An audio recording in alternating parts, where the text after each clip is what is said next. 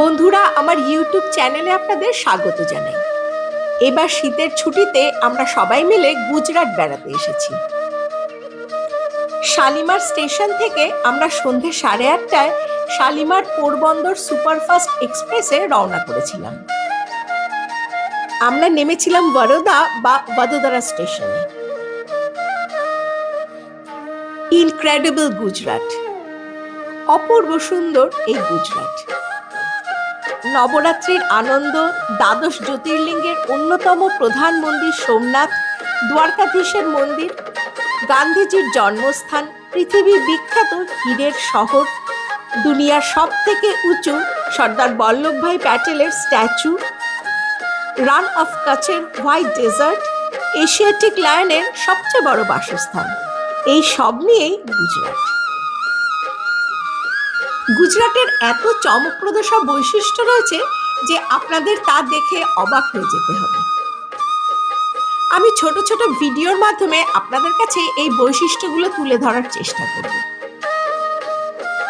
তবে সব জায়গায় ভিডিও বা ফটোগ্রাফি অ্যালাউ করা হয় না, তাই সেগুলো সবসময় করা যায়নি। বাদবাকি যা কিছু অপূর্ব চোখ জুড়ানো জায়গাগুলো দেখেছি তার সবটাই আপনাদের সঙ্গে শেয়ার করব। আজ প্রথম পর্বে রয়েছে বদোদরার লক্ষ্মীবিলাস প্যালেস এবং এখান থেকে প্রায় 100 কিলোমিটার দূরে স্ট্যাচু অফ ইউনিটি।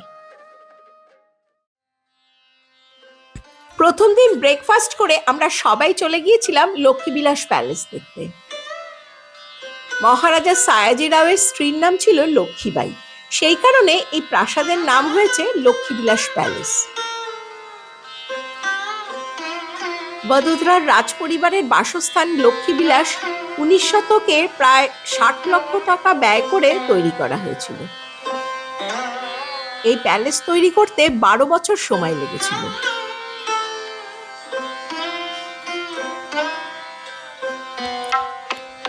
এই লক্ষ্মীবিলাস প্যালেস 1890 সালে ব্রিটিশ স্থপতি রবার্ট চিলসম, বরোদা রাজ্য শাসনকারী বিশিষ্ট মারাঠা পরিবার গায়কোয়াড় পরিবারের জন্য ইন্দোর সার্সেনিক রীতিতে নকশা এবং নির্মাণ করেছিলেন। শোনা যায় লন্ডনের বাকিংহাম প্যালেসের থেকেও এই লক্ষ্মীবিলাস প্যালেস কিন্তু আকারে বেশ অনেকটা বড়।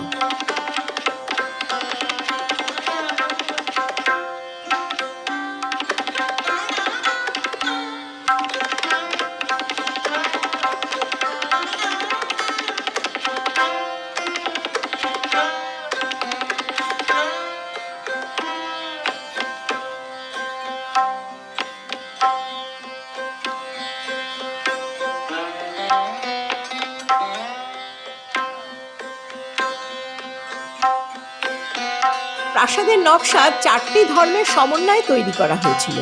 প্রথমটি মুঘল ঘরানার, দ্বিতীয়টি চার্চের আদলে, তৃতীয়টি গুরুদ্বারা এবং চতুর্থ হিন্দু মন্দিরের আদলে তৈরি।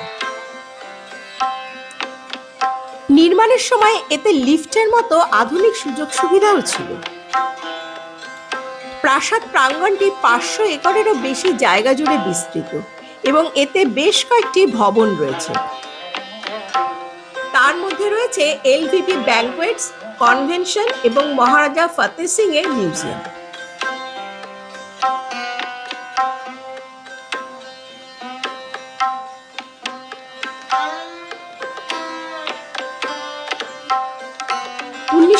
সালে মহারাজা প্রতাপ সিং তার ইউরোপীয় অতিথিদের ব্যবহারের জন্য এখানে একটি গলফ কোর্স তৈরি করেছিলেন।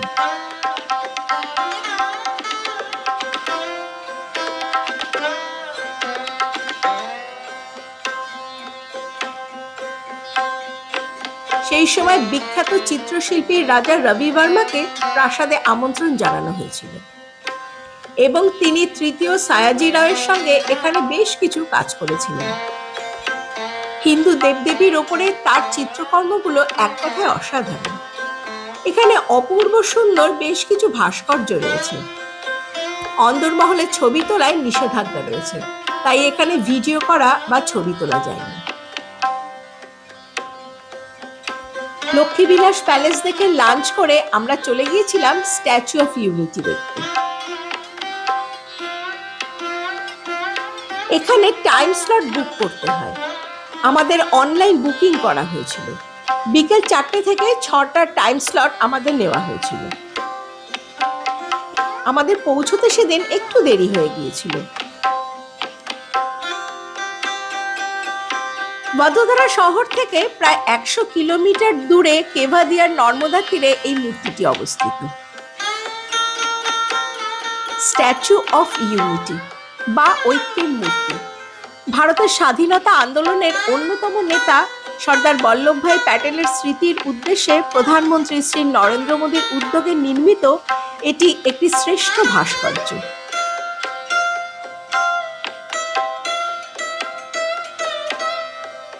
একশো 82 মিটার লম্বা এই ভাস্কর্য বিশ্বের সবচেয়ে উঁচু ভাস্কর্য, যা উচ্চতায় একটা 60 তলা ভবনের সমান।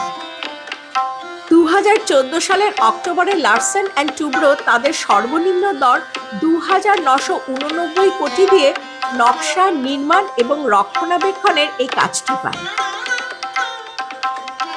তারপর 31শে অক্টোবরে এর নির্মাণ কাজ শুরু হয় এবং 2018 সালের অক্টোবরের মাঝামাঝি এই কাজ শেষ হয়।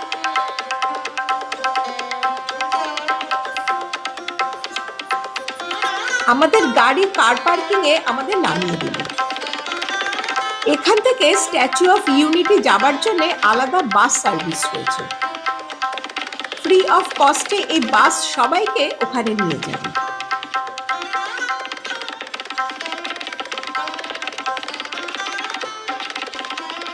স্ট্যাচু অফ ইউনিটিতে প্রবেশ মূল্য 380 টাকা। এখানে প্রতিদিন 3000 মানুষকে ঢুকতে দেওয়া হয়।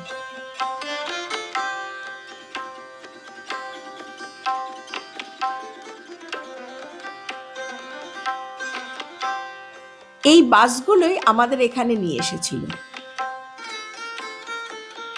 2018 সালের 31শে অক্টোবর বল্লভভাই প্যাটেলের 143তম জন্মবার্ষিকীতে এই মূর্তিটির উদ্বোধন করেছিলেন দেশের প্রধানমন্ত্রী শ্রী নরেন্দ্র মোদী। এই ভাস্কর্যটি 20,000 বর্গমিটারেরও বেশি এলাকা জুড়ে অবস্থিত। 2013 সালে মূর্তির জন্য প্রয়োজনীয় লোহা সংগ্রহের কারণে কৃষকদের তাদের ব্যবহৃত কৃষি যন্ত্রপাতি দান করার আহ্বান জানিয়ে স্ট্যাচু অফ ইউনিটি আন্দোলন শুরু হয়েছিল। 2016 সাল নাগাদ মোট 135 মেট্রিক টন স্ক্র্যাপ লোহা সংগ্রহ করা হয়েছিল এবং এর থেকে প্রায় 109 টন লোহাকে প্রসেস করে এই মূর্তির ভিত্তি তৈরিতে ব্যবহার করা হয়েছিল। ভেতরটা দারুণ সুন্দর। স্ট্যাচু অফ ইউনিটির প্রবেশ পথের ধারে এসকালেটর রয়েছে। এতে চড়ে মূর্তির পায়ের সামনে পৌঁছে যাওয়া যায়। প্রবেশ পথ দিয়ে ঢোকার পরে দেখলাম একটা বিশাল হলঘর রয়েছে। এখানে বল্লভভাই প্যাটেলের দুটো মূর্তি রয়েছে।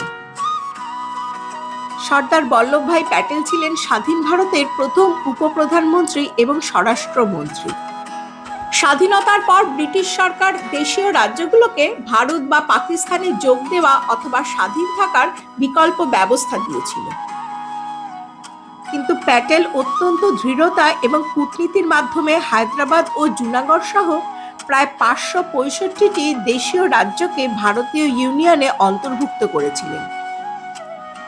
এভাবেই তিনি দেশের ভৌগোলিক অখণ্ডতা রক্ষা করেছিলেন, যার জন্য তাকে ভারতের লৌহ মানব বলা হয়। মহাত্মা গান্ধীর নেতৃত্বে তিনি অসহযোগ আন্দোলন, বারদৌলি সত্যাগ্রহ আন্দোলনের মতো গুরুত্বপূর্ণ আন্দোলনগুলোতে অংশগ্রহণ করেছিলেন। প্যাটেলের মূর্তিটি 5টি জোনে বিভক্ত, যার মধ্যে প্রথম 3টে জোন পাবলিকের জন্য অ্যাক্সেসেবল। এই প্রথম জোনেই রয়েছে জাদুঘর, যেখানে প্যাটেলের জীবন এবং তার অবদান সম্পর্কিত যাবতীয় তথ্য রয়েছে। আমাদের এবার লিফটে করে 9 তলার ওপরে উঠতে হবে। টাওয়ারগুলোতে 2টো করে লিফট রয়েছে। প্রত্যেকটি লিফটে 26 জনকে একসাথে নিয়ে যাওয়া হয়।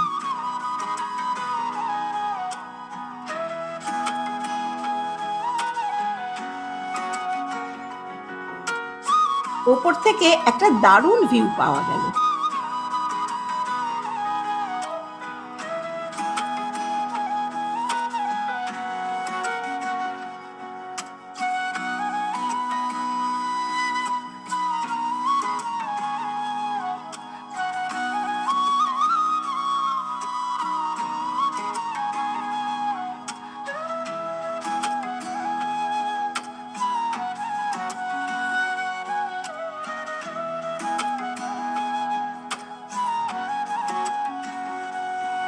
এর পুরোটা কাঁচ দিয়ে ঘেরা।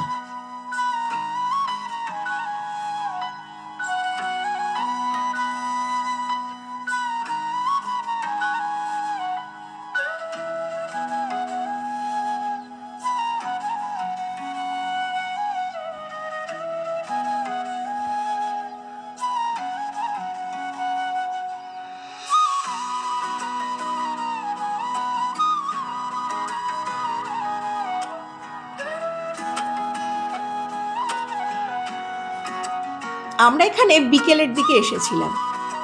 এই মিউজিয়াম দেখে বেরোতে বেরোতে সন্ধে হয়ে গেল। আমরা এই স্ট্যাচু অফ ইউনিটির অপূর্ব সুন্দর আলোকসজ্জাও সেদিন দেখেছিলাম। বেশ কিছুটা সময় এখানে কাটিয়ে আমরা হোটেলে ফিরে এসেছিলাম। পরের দিন আমরা গির ফরেস্টে যাব। সেখানে আমাদের দারুণ রোমাঞ্চকর অভিজ্ঞতা হয়েছিল। সেই পর্ব নিয়ে খুব শিগগিরই আসব। আপনাদের এই পর্বটা কেমন লাগলো অবশ্যই কমেন্ট করে জানাবেন। ভালো লাগলে চ্যানেলটা সাবস্ক্রাইব করবেন। আজ তাহলে এখানেই শেষ করছি। সবাই ভালো থাকবেন। ধন্যবাদ।